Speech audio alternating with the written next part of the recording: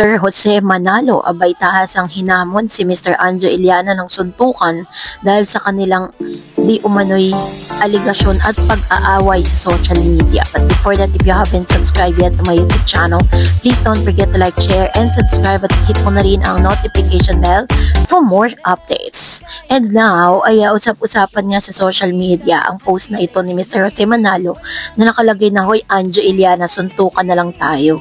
Yan ay isa sa mga post na nakarating kay Mr. Anjo Iliana. Kaya naman po sa kanyang live video sa TikTok ay sinagot niya po ito. At mukhang kakasanga ba si Anjo? Panoorin natin. Bakit mo nalaman? Ano nalaman yun? Ano ba okay. Bago? May bago ba? Bago. Wala naman. O, game na, ano yun? Tsaka diba, parang hanggang ngayon di ka pa rin naniniwalang manghuhula ako. Naniniwala nga ako.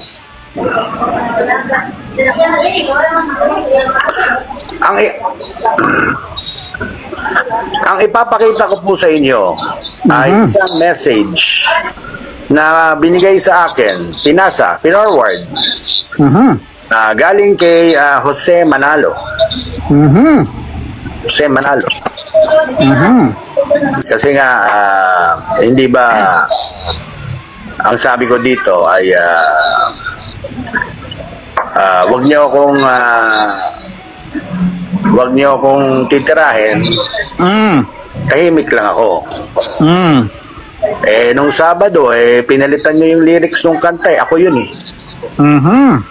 O, anong pinalit nyo? Jose Manalo, di ba? O, kaya nagkwento ngayon ako. Yeah. Kinuwento ko na mang-aagaw siya. Nako. Totoo naman. Ngayon, kanina, binigay sa akin to, wala naman nakalagay na oras, pero bago lang to, ito, nababasa nyo ba nakalagay? Ikaw nga magbasa para makita nila. Ano? Hoy, Anjo Iliana. Hindi, nasa baba. Suntukan? Suntukan na lang tayo. Hoy, Anjo Iliana, suntukan na lang tayo. Yun. Ayan, galing sa taas. Ayan, pangalan niya sa taas, oh. Jose Manalo. Sa mga tuwid, alam mo naman si Hambog. Hambog yan eh. Siguro, nasaktan yung pride dahil nga labo ko siguro na ako ang unang minahal.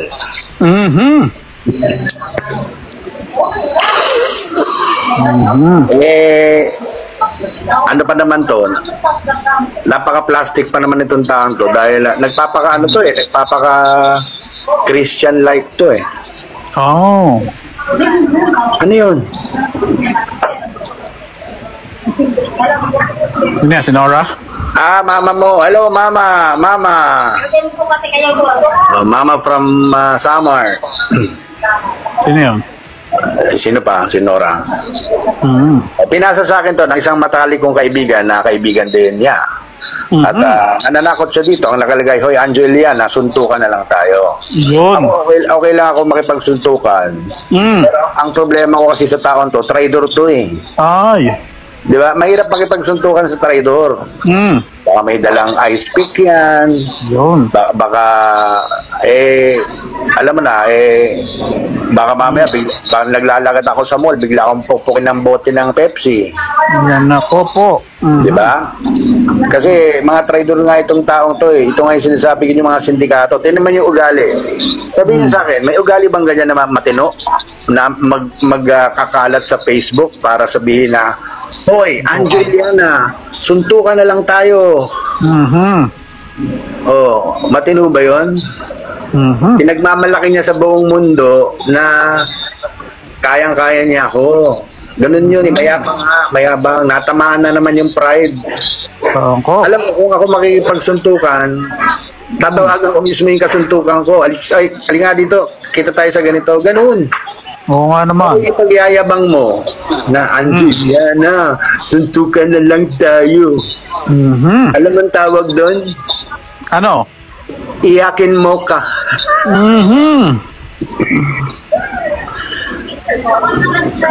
Ako naman, dahil sabi ko ay nasa kanya naman yan, hanapin niya ako kung gusto niya. Pero at least magpapablatter ako. Alam niyo ba't ako magpapablatter?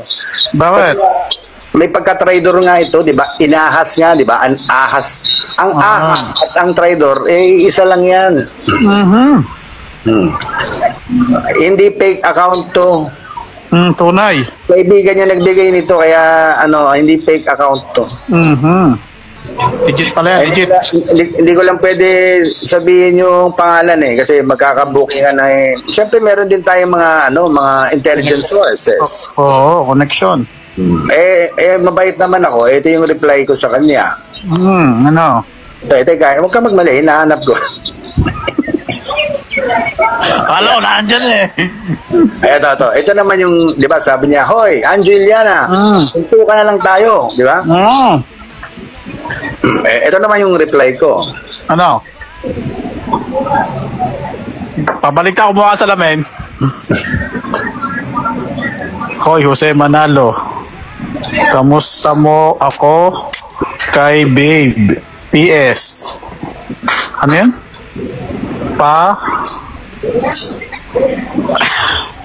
Pakibasa na lang yung baba. Palamig ka muna ng Pepsi. Yun.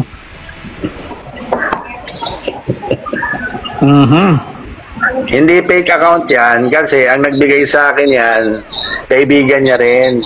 Akala niya, lahat ng kaibigan niya, loyal sa kanya. Hindi niya alam, buisit din sa kanya. Nako. Pinasa sa akin. Tsaka, lalabas at lalabas din yun. Pinalabas niya sa buong mundo Oo, masya-share din yan sa'yo. 2.9 thousand. 2.9. Nako, recorded na naman to. Recorded. Oo. Tayo sinihan. Napapirate. Oo. Siyempre, dahil kaibigan niya nagbigay, maniniwala ako sa kanya to. Kaya, ang message ko naman, simple lang, di ba? Kumusta mo ako kay babe? Kakainom ka muna ng Pepsi, palamig. Di ba sinabi ko sa inyo na isa nga yan sa pinakamasama, kung hindi, pinakamasamang ugali dyan sa Itbulaga. Kita mo yung ugali. Meron bang matinong tao na ilang taong ka na? 70 years old na yata yan Mas matanda sa'yo yan? Oo. Nakailang asawa na yan, pangatlo na yata Talaga? Ngayon, pag ganon, pag may problema ka sa akin, tawagan mo ko. Ang dali-dali naman hanapan yung telepono ko. Hingin mo kay Malupagar, hingin mo kay Tony Tibera, hingin mo kay Joey De Leon, hingin mo kay Big Soto, hingin mo kay Tony Tibera. Pati kay Halusos, hingin mo. Sino pa? Ang dami dyan. Tapos text mo ko. Hindi nagyayabang ka na naman sa social media na Angeliana, suntukan na lang tayo. Pinapakita talaga na lalaking-lalaki siya. Hindi ko na lang papatulan mga kaibigan kasi unang-una, may asawa na siya may anak sila. Ba't ko naman papatulan nyo? Naging ex ko kasi yung asawa niya. Ba't ko naman papatulan nyo? Yung mga ex ko lahat, nire-respeto ko lahat ng ex ko. Tignan mo, lahat ng ex ko hanggang ngayon love pa rin ako. Kaya kumusta kay Sherry? Si Sherry. Wow! Tsaka si kumari ko yan, pero naging ex ko. Maring Chris, get well soon. Hindi ko na sasabihin yung iba kong ex kasi madami ba? Mahirap na baka magkita-kita kami sa isang sa isang event. Hindi lang event. Kunwari, nag-Jollibee, magkita-kita. Uy! Base po sa mga statement na inilabas ni Mr. Anjo Iliana sa kanyang live video ay tila baga naduwag itong si Anjo sa hamon ni Mr. Jose Manalo. Pero alam niyo po ba na kung ibabase niyo po yan dun sa post nitong si Jose Manalo na may 243,000 followers at may 54 na following ay ito pong account nito ay hindi po talaga si Jose Manalo. Matagal niya na pong itinanggi yan sa Itbulaga. Sinabi niya noon na wala po siyang Facebook at wala rin siyang Instagram, wala din siyang Twitter o kahit ano pa mang social media sa silang dalawa ni Mr. Wally Bayola. Nagkaroon lang po sila ng Instagram nung sila po ay naging siya yung karakter niyang mayor. Kasi nga doon po is talagang nagpo-promote siya ng mga gagawin nila. Yun po yung kauna-unahang social media account ni Mr. Jose. Itinanggi nito na siya po ay may Facebook. Kaya naman yung mga post na yan ay hindi galing mismo kay Jose Manalo. Pero pinagpipilitan ni Angeliana na ang post na yan ay galing kay Jose dahil yan daw ay isinend sa kanya ng kaibigan ni Mr. Jose Manalo na bagay na hindi naman talaga kapanipaniwala. So, kayo po, anong niyong saloobin patungkol dito? Mag-comment kayo sa comment section. And that's it for today. For more videos and updates, please don't forget to like and subscribe. And please don't forget to follow my Facebook page, Dar Eds TV and Dar Eds channel. God bless everyone.